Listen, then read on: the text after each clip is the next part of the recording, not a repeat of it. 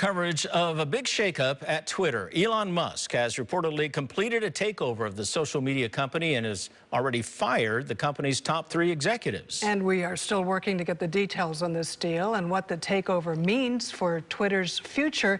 To help us get a better idea, we are joined by Matt Cabot. Matt is an associate professor of journalism and mass communications at San Jose State University. Hi, Matt. Thank you for doing this. Let's start there. I mean, what now? What might Twitter under Elon Musk look like? Well, I mean, finally, he has the company that he wanted from the very beginning and then didn't want to have it and then was sued, actually, to purchase it. So Musk is a free speech absolutist, and that is going to be tested because the problem is that if you have fewer regulations and restrictions, it may appear that your speech is freer, but if he allows unrestricted harassment and personal abuse, that's actually going to squelch free speech.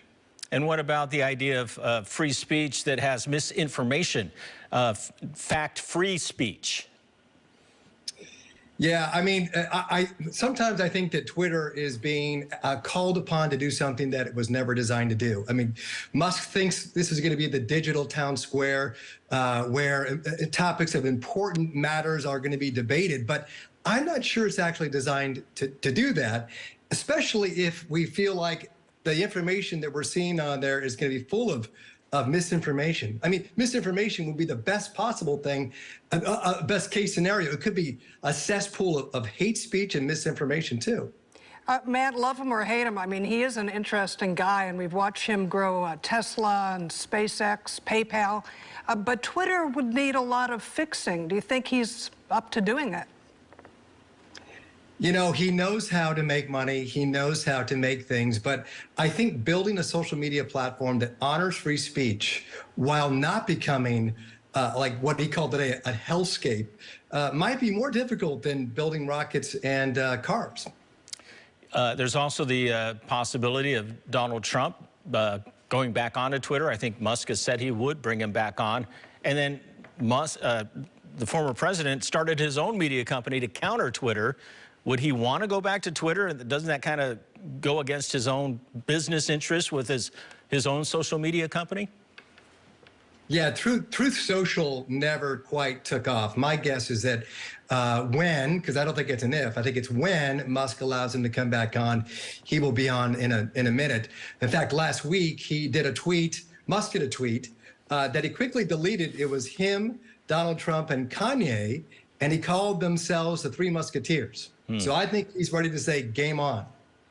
Well, let's go back to how he's maybe going to fire 75% of the staff. That seems like a pretty big number. Do you think he's going to do it? How much would that change what users see and do? Yeah, the problem with that is that it takes people to moderate content and protect data. My concern, if he actually does go through with that it's going to be very difficult not to have Twitter to quickly become a place of harmful content and spam. But he's under a lot of pressure. He paid too much money for this, and he knows that. He said that last week. So there'll be a lot of pressure on him to actually make money quickly for his investors. If he goes down this road of unfettered free speech, I mean, how bad can that get? I mean, we're talking about Nazis on there, white supremacists on there, anti-Semitism. How bad will this get?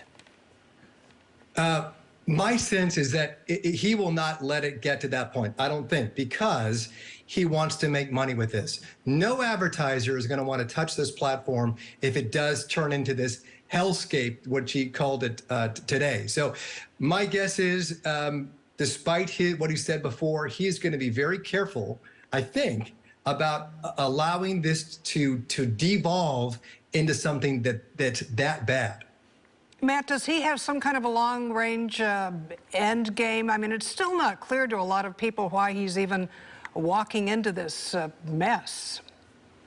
Yeah, I mean, he tweeted something sort of cryptic after he said he was going to buy it, and he said something about X.